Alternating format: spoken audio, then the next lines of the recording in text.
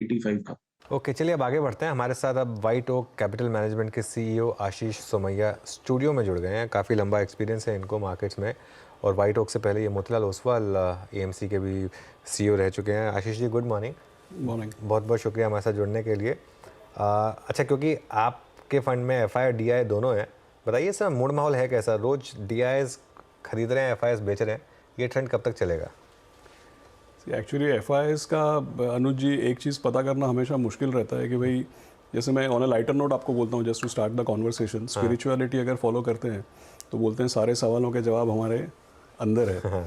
But FI flow को लेकर के इस तरीके से नहीं सोचना चाहिए, क्योंकि कितना आउटफ्लो ग्लोबल इमर्जिंग मार्केट की वजह से, कितना चाइना की वजह से है। अब क्या है कि बाहर के माहौल की वजह से कोई $100 निकालेगा तो $15-20 अपना ऐसे ही निकल जाता है। सो मैं इसलिए बोल रहा था कि सारे सवालों के जवाब अपने अंदर है, ऐसा एफआई फ्लो को लेकर के नहीं सोचना चाहिए। उसके जवाब कभी ब्रह्मांड में भी कभी होते हैं। सदगुरु के फैन हैं आप? हाँ, सदगुरु के फैन हैं आप? सुनते हैं, हाँ बिल्कुल सुनते हाँ, हैं। बिल्कुल। अच्छा, चलिए ठीक है, तो फिर कुछ ऐसी चीज़ों पर बात करते हैं जो एक्शनेबल हैं। पीएसयूज, शानदार मोमेंटम, आज भी एक बड़ी रैली। हालांकि 2-3 दिन पहले एक बड़ा क्रैक आया था पीएसयू स्टॉक्स में। आपके फंड में है क्या पीएसयूज, और क्या व्यू है आपका? जैसे हम लोग हमेशा रिलेटिव रिटर्न देखते हैं, तो वी आर गाइडेड कि भाई इस तरीके से हमारा कोई पॉलिसी नहीं है कि भाई ये अच्छा ये ख़राब, ये ले सकते हैं ये नहीं ले सकते हैं। डेफिनेटली बॉटम अप बेसिस पे कुछ चीज़ें अच्छी लगती है, वो पोर्टफोलियो में आती है। लेकिन फिर हम लोग ये भी देखते हैं कि भाई बेंचमार्क जो है हमारा BSE 500, इसका कंपोजिशन क्या है और इसमें किस तरीके से एक्ट करना चाहिए। सो बॉटम अप बेसिस पे भी और बेंचमार्क रिलेटिव बेसिस पे भी डेफिनेटली PSUs में एक्सपोजर तो है। सारे के सारे म्यूचुअल फंड स्कीम्स में एक्सपोजर है, PMS में कम है, लेकिन म्यूचुअल फंड्स में ज़रूर एक्सपोजर है। देखने वाली बात यह है कि अगर आप देखें 2023, जैसे इसका मैं आपको एक आंकड़ा दिखाता हूँ, 2023 में अगर आप BSE 500 देखेंगे, BSE 500 26% ऊपर था। लेकिन BSE 500 का जो लार्ज कैप कंपोनेंट है ना, वो केवल 22% ऊपर था। और BSE 500 के अंदर मिड कैप और स्मॉल कैप कंपोनेंट है, 45-46% ऊपर था। अब जो स्मॉल कैप कंपोनेंट 46% ऊपर था, इसको आप फर्दर स्प्लिट करें, PSU नॉन PSU, तो स्मॉल कैप कंपोनेंट का जो PSU है ये 120% ऊपर था, और स्मॉल कैप कंपोनेंट का जो नॉन PSU है ये अंडर परफॉर्म किया एक्चुअली। तो क्या है, इसका मतलब ये है कि मार्केट में एक जनरलाइजेशन चल रहा है कि भाई कहीं पे भी स्टेट ओन्ड एंटरप्राइज या PSU का टैग है तो वो सारा ही सब कुछ चल रहा है। आई थिंक पिछले 2-3 दिनों का जो माहौल है वो यही बताता है कि नेगेटिव नहीं होना चाहिए, चूजी होना चाहिए कि भाई किस में। कभी कभी क्या है, कुछ चीज़ें ऑर्डर बुक वगैरह की वजह से चल जाती है। कभी कोई बोलता है कि भाई हर बार इलेक्शन के पहले PSU में तो रैली होती है, 2004, 14, 19 कभी भी आप देखो। हाँ। तो जनरलाइजेशन जब होता है ना, तब हमको केयरफुल हो जाना चाहिए। जैसे अगर आप देखें पब्लिक सेक्टर बैंक्स हैं, तो इसमें तो वाकई गवर्नमेंट ने कंसोलिडेशन किया है, इनकी हेल्थ इंप्रूव की है। अगर आप देखें एनर्जी है, पावर सेक्टर है, इसमें लॉन्ग टर्म ट्रेंड्स हैं। लेकिन कुछ चीज़ें ऐसी है जो केवल सेंटिमेंट पे मूव हो रही है। तो हम लोग डेफिनेटली इन्वेस्ट करते हैं, लेकिन पिक एंड चूज़ करके सावधान रहना चाहिए। अच्छा, दिक्कत मार्केट की है इस समय लार्ज प्राइवेट बैंक्स। ऑब्वियसली सबसे बड़ा बैंक सबसे बड़ी दिक्कत है। यहाँ क्या हो रहा है? सो अनुज जी, एक चीज़ मैं पहले इसको मैं रिकमेंडेशन या डिस्क्लेमर नहीं बोलूँगा, लेकिन एक चीज़ हमको ध्यान में रखना चाहिए। 2023 का अप्रैल मई और 2023 का नवंबर दिसंबर, ये 2-3 मौके छोड़ करके 2.5 साल से लगातार FIs नेगेटिव है। तो पहले तो हमको ये देखना चाहिए कि मैक्रो माहौल क्या है भाई। अगर 2.5 साल से FI नेगेटिव और सेलिंग के मोड में है, तो आप समझ सकते हैं बड़े बैंक्स के लिए फंडामेंटल के अलावा ये एक तो ओवर ओन्ड, अंडर ओन्ड, और मार्केट में कलर ऑफ मनी, इसका भी आप असर देख सकते हैं। बिल्कुल। तो एक चीज़ मैं आपको ये बोलना चाहता हूँ कि अगर आगे जा करके US पॉलिसी में कोई क्लैरिटी आती है, समझो वहाँ पे रेट कट के आसार नज़र आते हैं, समझो डॉलर अपनी स्ट्रेंथ गिव अप करता है, समझो FI फ्लो पॉजिटिव हो जाता है, ये इमर्जिंग मार्केट के चाइना वगैरह के हेडविंड्स भी थोड़े रिसीड हो जाते हैं। तो first thing to keep in mind is that के फंडामेंटल में तो कहीं ना कहीं ये सस्ता दिखने लगेगा आने वाले 6-12 महीने में। दूसरी चीज़ ये है कि जो मैक्रो इसके लिए है, जो सेलिंग है FI का, चाहे US पॉलिसी की वजह से हो, चाहे चाइना की वजह से हो, ये भी ट्रेंड जब चेंज होगा, तो आई थिंक इस साल में कहीं ना कहीं पे ये अट्रैक्टिव, मुझे ऐसा लगता है स्मार्ट मनी तो डेफिनेटली उस तरफ ऑलरेडी जा रहा है। वीरू?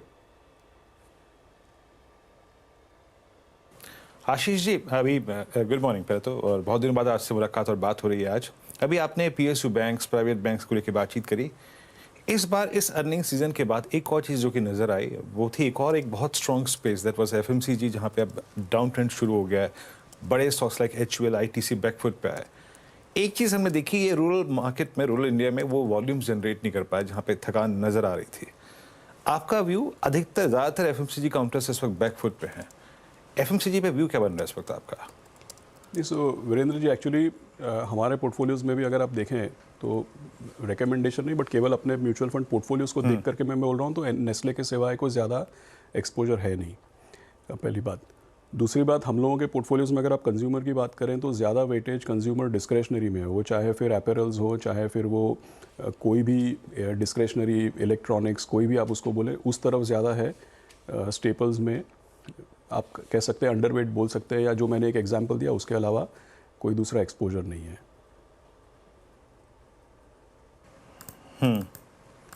ओके, एफएमसीजी पे आपका ज़्यादा एक्सपोजर है भी नहीं, और आपका एक नेस्ले वो ठीक ठाक चला भी है।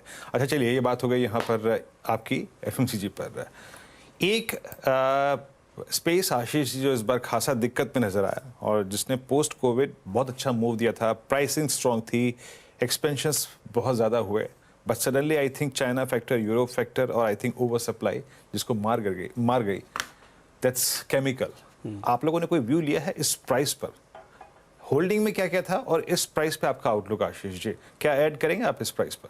सो डेफिनेटली सी, अगर आप देखें पिछले, मुझे लग रहा है 2017 ऑनवर्ड्स व्हाइट ओक के पोर्टफोलियोज़ में केमिकल एक्सपोजर रहा है।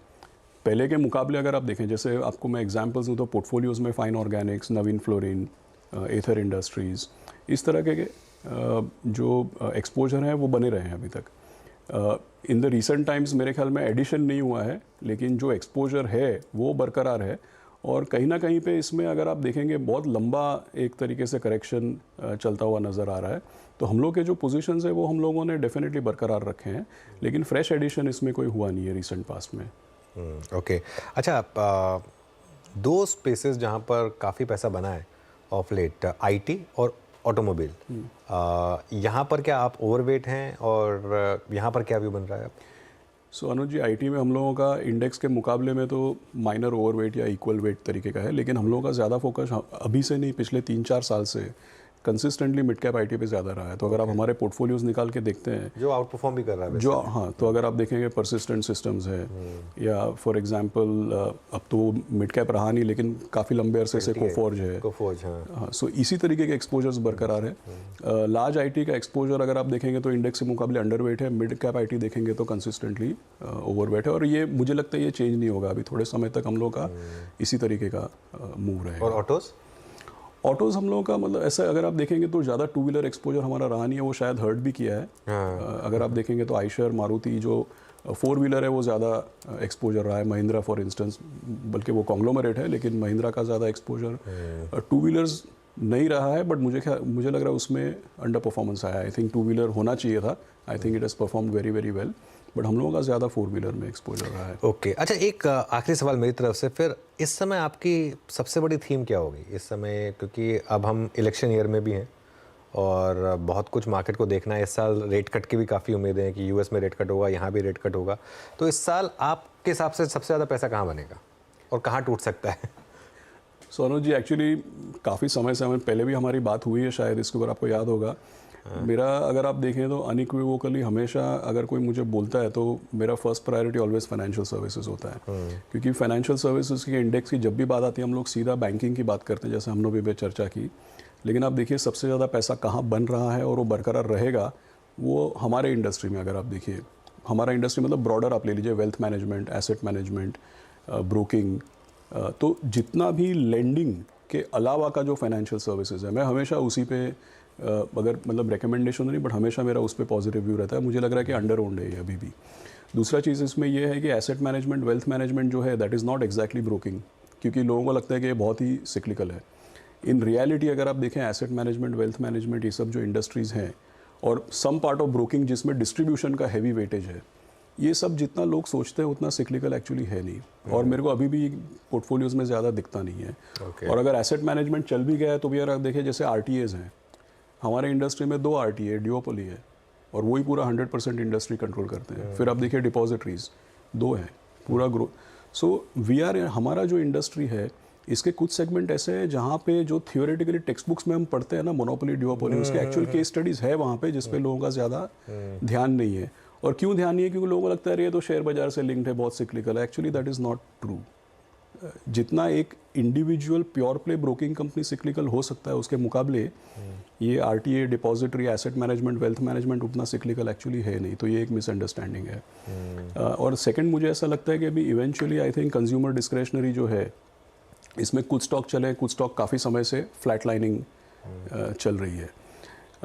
सो मुझे ऐसा लग रहा है that would be the second one जो काफ़ी अच्छा करेगा। आरटी मतलब रजिस्टर एंड ट्रांसफर एजेंट्स। हाँ, बस थोड़ा सा एक बार क्लैरिफाई कर दूं। हाँ। और दूसरा, जैसे आप बोल रहे थे पैसा कहाँ टूट सकता है, अभी हम लोग वो आउट परफॉर्मेंस अंडर परफॉर्मेंस के नज़रिए से देखते हैं, तो टूटने वाली बात मैं नहीं कर रहा हूँ। लेकिन पहले जो मेरा तात्पर्य था कि भाई स्मॉल कैप चल रहा है, लेकिन स्मॉल कैप में नॉन पीएसयू अंडर परफॉर्म कर रहा है और पीएसयू डबल हो गया, तो पीएसयू पे नेगेटिव वेट लेने का बात नहीं है, बिल्कुल भी नहीं है, लेकिन चूजी होना बहुत ज़रूरी है। समझ गया, बिल्कुल।